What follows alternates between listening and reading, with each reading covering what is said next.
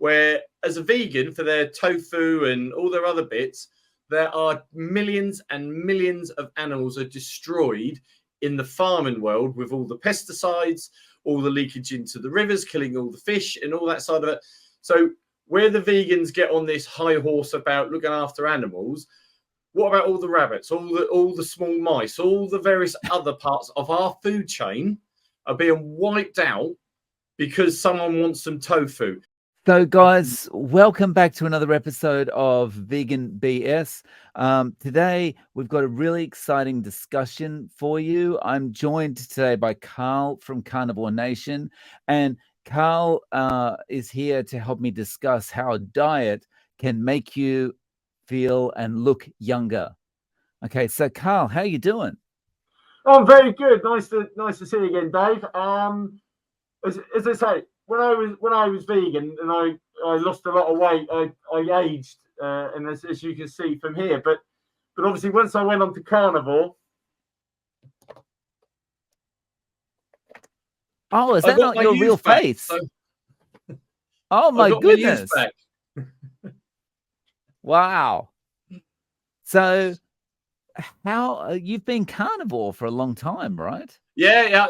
I'm now coming up to around a year. So as I say, when I hit my mid-50s, I'd become morbidly obese basically, and they were trying to get me to recognize that I was diabetic, and they wanted me to go on statins and things like that, and it terrified me. So I tried veganism for quite a few months, and I did lose a bit of weight, but I was always hungry, and I seemed to lose all my friends. And I realized it's vegan, where when you go carnivore, you meet again. So I felt that was more of a better option for me. So, and I do love a barbecue. So yes, well, that's a very nice play on words, but you just didn't do it hard enough. You need to vegan more.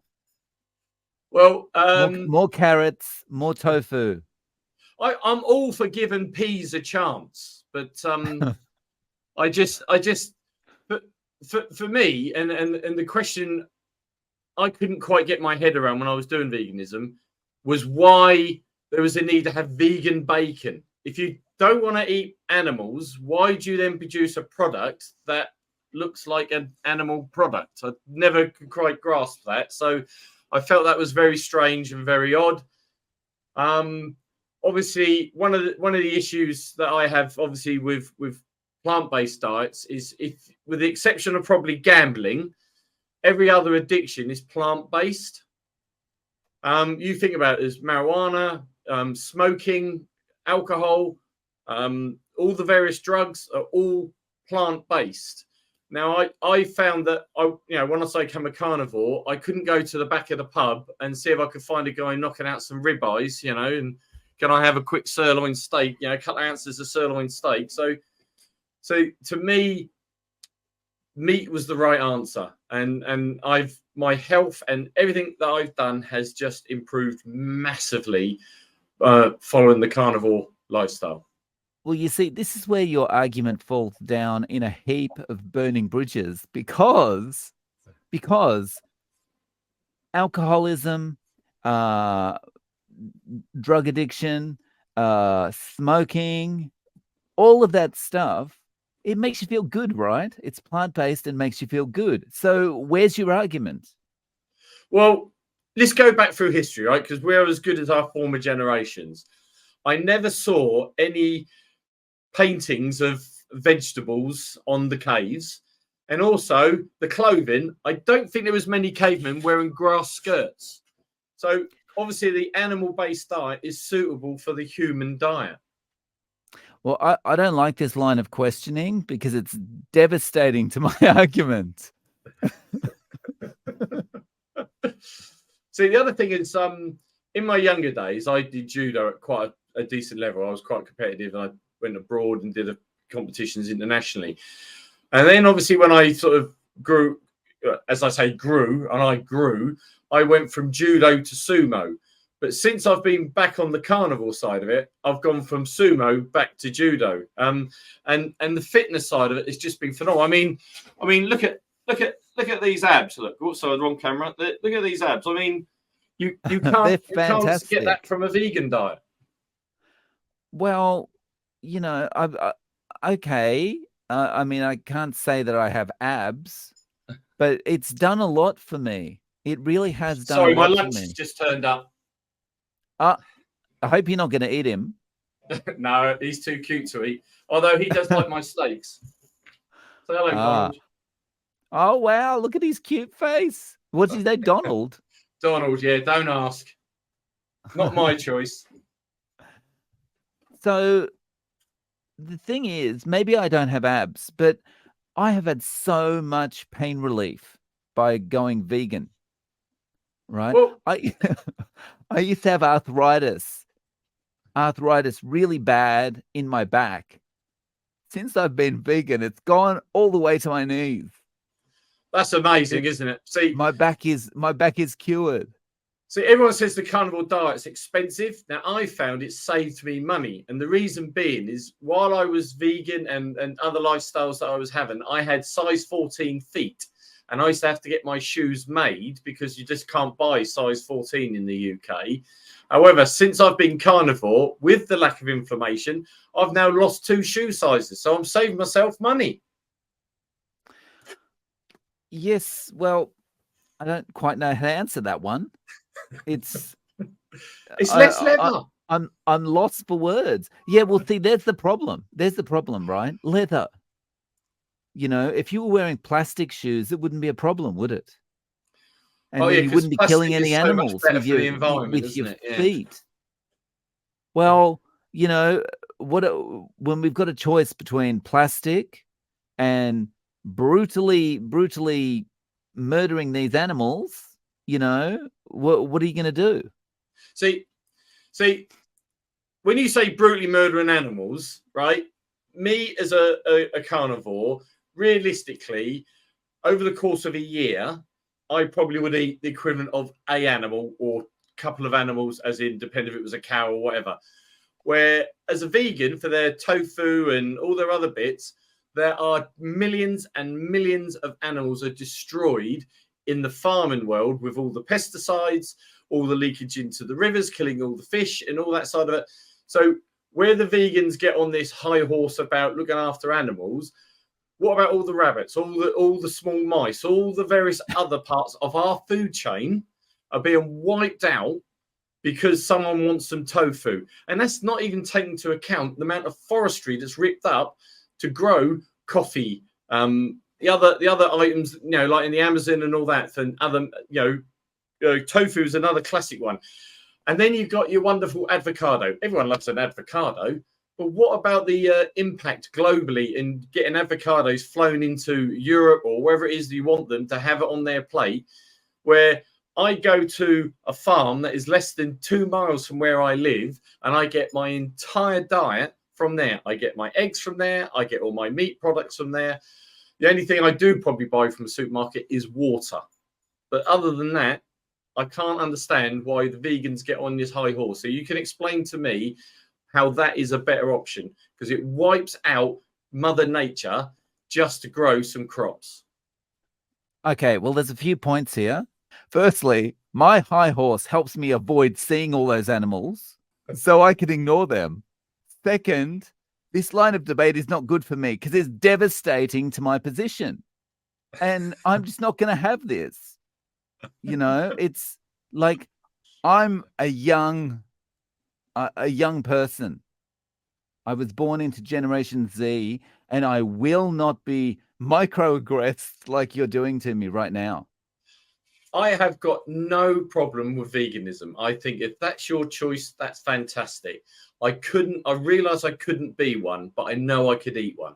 So there you go. There you go. Now you're into just eating people. This is the trouble with you Gen Xers and even millennials. You had so many advantages in life, and now you're going to eat Gen Z. No, as I say, I've got no axe to grind with veganism, and the fact that it gets people away from hyper processed foods is fantastic. However, I do feel sorry for vegans because, like, I do stand-up comedy, and when I'm in an audience and I ask a question, I ask them to do a show of hands. The vegans are not strong enough to lift their hands. It's just really sad, so they can't participate as much. Look, I can lift my hand.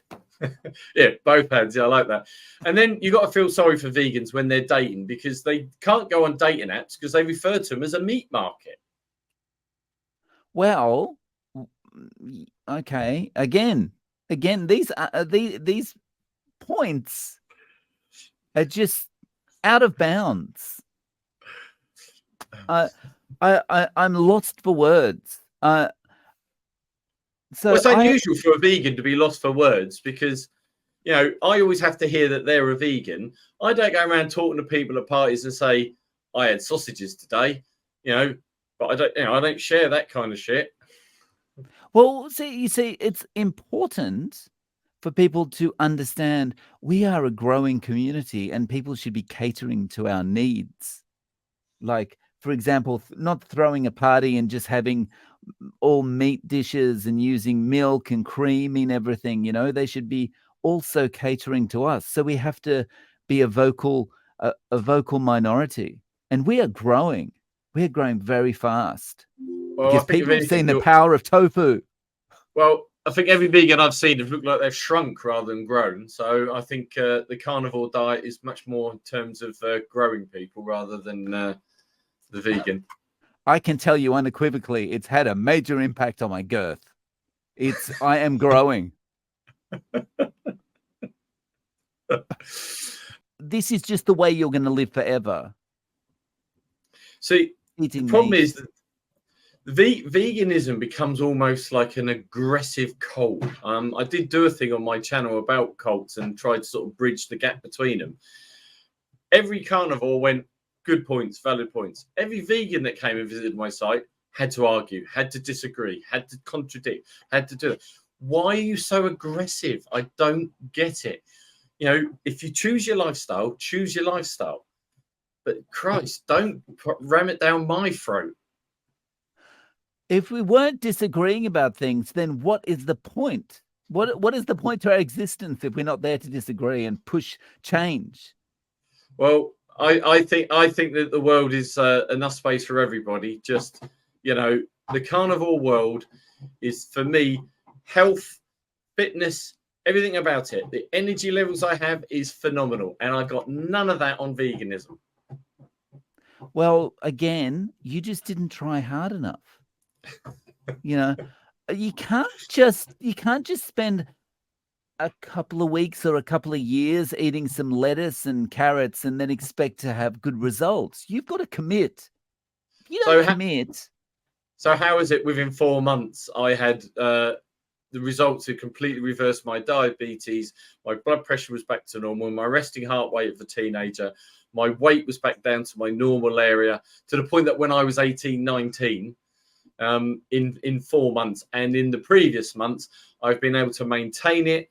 I've been able to try other different types of styles of the carnivore diet, including the lion diet. I've even tried the sea lion diet, which is basically, you know, ruminal and fish, and my skin is far superior. I did a video clip about where I had cancer removed and how my scars and my skin is healed and all that. I never got any of that in veganism. All I got was hunger pains. Luck. See, I had this... It's just you were in the right place at the right time. That's all it is. Oh, right. Cool. See, I had this discussion with a vegan, clearly a vegan, on one of my posts that I did. And he kept coming back to me saying, I think you did it wrong. Were you not using enough grains, or were you not using enough? Because vegan is the cure of the world. And I'm like, not for me. It wasn't, sunshine. Thank you for your advice, but I'm happy where I am. But no, he comes back and back and back and constantly tries to correct my errors. Well, of course, because you've got lots of errors. Well, you think it worked for you. You think eating meat works for you. Like, for example, I'm going to prove you wrong now. Give me an example of what your menu was like during the day when you were on a vegan diet. Right, quite simply, I would have a porridge in the morning, made with water, not milk. I would have a salad, of various sorts of salad in the daytime, which I'd eat a lot of salad, and in the evenings I'd get a tray of vegetables and I would roast the vegetables. So I'd have carrots, parsnips, I would have tomatoes, peppers, all sorts, roasted in the oven with herbs on. Very tasty, no problem with that side of it. But by midnight, I was still snacking, and I was constantly hungry. Well, that's your problem. You're snacking. Why were you snacking? What are you snacking on? More vegetables? Yeah, carrots. I was having salad, tomatoes. I was constantly hungry. Well, if you're overeating just because you're doing your Bugs Bunny impression, it's like, what do you expect? Why don't But you I try? was having whole grains. I was having cereals. I was having breads, which are homemade breads, because I don't like shop bought breads because of the additives that they put in them. So I was having plenty of food that should substantiate me through the day, and I was constantly hungry. I could never eat enough vegetables. Well, you just weren't doing it right. Where was the tofu? I used to buy that That's from got the lots of supermarket. protein, very satiating. It was not at all, and it was honestly like I was eating, well, I don't know, plastic. Really, it's got no taste to it. You have to add flavor to it to get anything out of it. When you have a piece of meat, and I have my meat quite rare, the flavor that you get from meat is phenomenal, and it can fill you up. I mean, my poor bulldog would really have suffered on a vegan diet where he gets a chunk of my meat that I can't eat because, after a while you just get so full. He gets annoyed that I might not have another meal for another 24 hours because I'm hungry, where he's hoping to get another piece. But it's honestly, it never satisfied me on a vegan diet, and I never felt good. I felt tired. I felt lethargic. I never had the energy to do things. On carnivore, I go for a run. I have so much energy, as you can see, like now, with me now. This is the energy level I've all through the day. I'm sleeping less. I'm not snoring. My relationship with my wife's improved because I'm not getting sent to the spare room by about 1 o'clock in the morning because of my snoring. I'm sleeping better. I'm waking earlier. I'm getting more work done because I've got such high energy levels. Never had any of that on veganism. So, just to take a step back, not only are you eating dead cows, you're barely cooking those dead cows. So a good vet could come along and get it back on its feet. But no, you're just choosing to consume it anyway. I am indeed. And the cow is a farm animal. It's not a wild animal. It never was a wild animal. There were versions of it in the buffaloes and all the other type of breed. However, the cow only exists for the food chain because it is done because it produces meat. It's not, for the milk, for the food products it produces, it would not have been a normal wild animal in the marketplace. The other argument is about the amount of land that is required for animals. Well, cows and sheep predominantly feed on areas where you couldn't grow crops anyhow. So that argument goes dead. Then there's the argument about water, the amount of water that a cow consumes. A cow eats grass or grain. Sorry, the camera. A cow eats grass or grain. If it's eating grass, it's from rain. It's from natural water sources. When that cow has eaten that product and produced it through its stomach to turn it, it either poos it out or wheeze it out, which goes back into the land. It's not suddenly, the water doesn't just suddenly disappear. Then there's the argument about the CO2, because cows do, they cause ethanol. But if you, there's a brilliant post on YouTube I saw recently where a cow will eat the grass, it will produce ethanol. Ethanol stays in the atmosphere for a period of time, and through weather, breaks back down to CO2 that then drops back down into the atmosphere that is absorbed by the grass and the trees. So it's a cycle. So it doesn't create extra. It's just a cycle. It's not an increase. Where a tractor on a farm is burning fossil fuels, and that is chucking the CO2 that stays permanently into the atmosphere until, ironically, the grass or the trees can absorb it again. But the cow is recycling the existing. The tractor creates additional. So as far as I'm concerned, the environmental argument falls down, the damage to nature falls down, and eating meat to me has improved my health. So I'm having less drugs. I could have been on statins, I could have been on insulins and all that. So I'm not financing the drug companies. I'm not having drug companies producing stuff that creates CO2 and all the other emissions bit by making the drugs. And I am eating a pure meat or animal produce diet that is almost a recyclable element, because eggs are from chickens that make meat. It's a cycle. Again, a chicken wouldn't survive in the wild if it wasn't a farmed animal. This line of argument is not conducive to good conversation, because I have no comebacks. What can I say to that? I mean, drugs are good. It's a real pain when facts overrule theory, doesn't it? So, but my feelings are important in this argument, and you're not taking account of my feelings at all. And again, it's just aggression after aggression after aggression. And if I'm coming over aggressive, it's not meant. I'm passionate, okay? But not as passionate as vegetarians who attack me on my channel because they feel that they have to force it on someone. I have not turned around to anyone and say, you must eat meat. I choose to eat meat because that's the choice I've made from the experiences I've had of trying different diets, from vegetarianism, from veganism, from all the various diets, as most people in my position have probably got to because of their need to find an answer. And the carnivore ticks the box for me.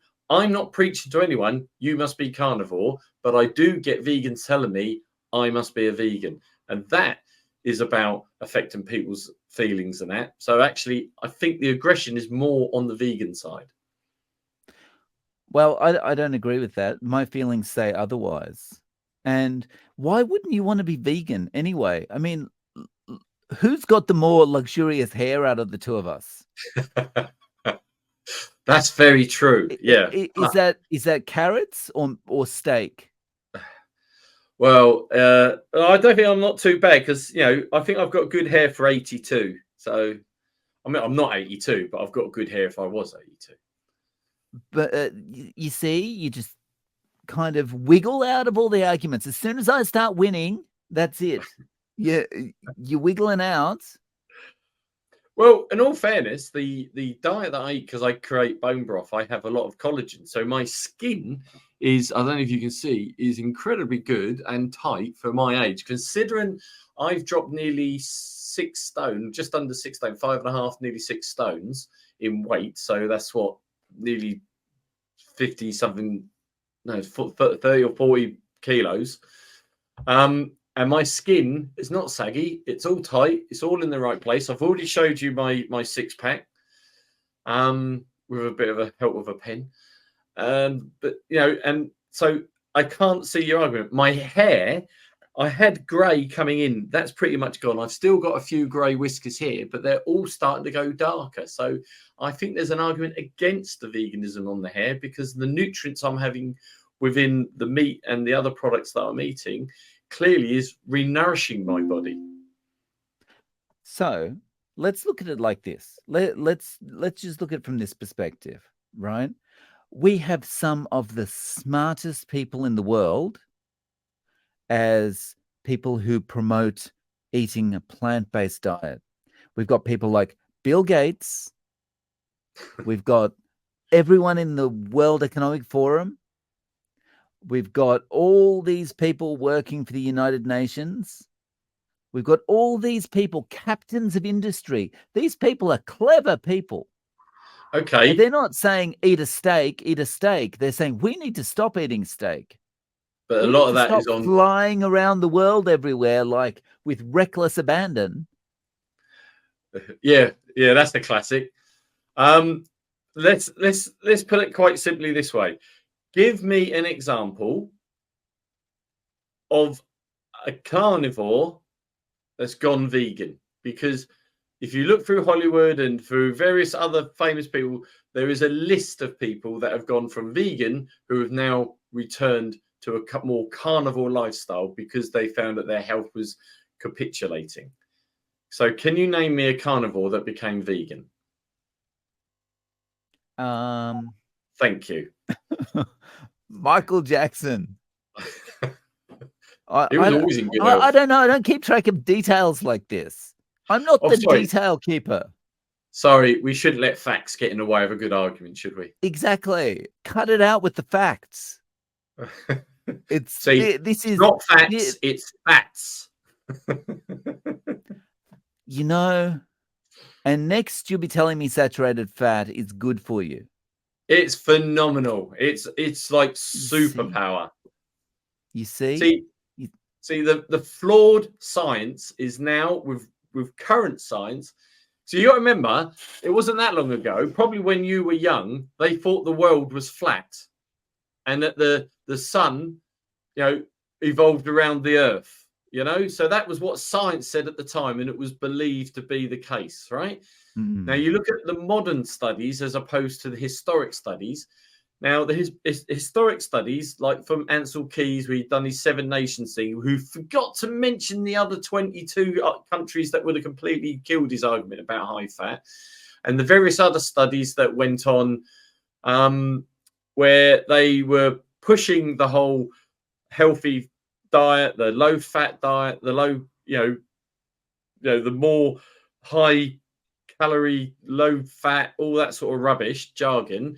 You look at the science now and it's fallen on its arse. It's now being proved on a number of times that fat, which causes cholesterol is important and integral to the body.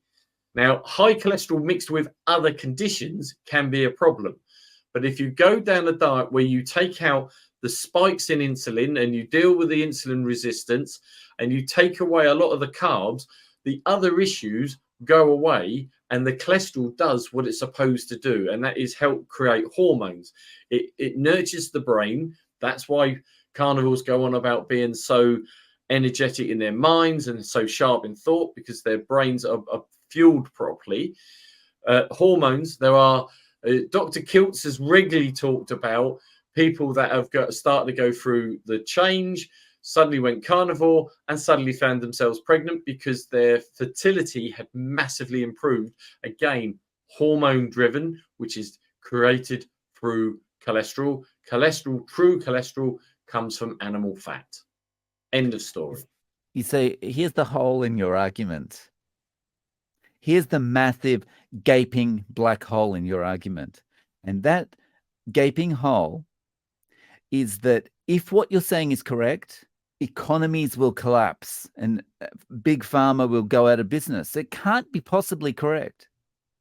Well, if people... we need drugs to support the economy. We're going back to the 60s now, are we? Yes. I don't know anything about the 60s. I'm a child of the 90s. Clearly. The thing is, veganism has been good to me.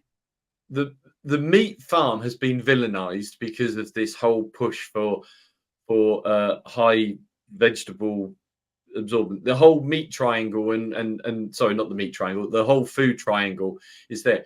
But who sponsored the research in those days? Who were the main thing? And it looks out, if you look a bit deeper, you see Kellogg's and the cereal companies and the food companies all sponsoring these research. And then you got the drug companies. Now, they've all got a conflict of interest because the findings have amazingly seem to support their particular area of the sector of the business in having higher grains, having certain drugs to reduce certain things, where I have naturally, and I'm not alone, right? You've interviewed a number of people Dave Mack has interviewed a number of people that have shown a turnaround in health, and that has improved individuals and not been reliant on drugs, because illness is profit to these companies, health isn't.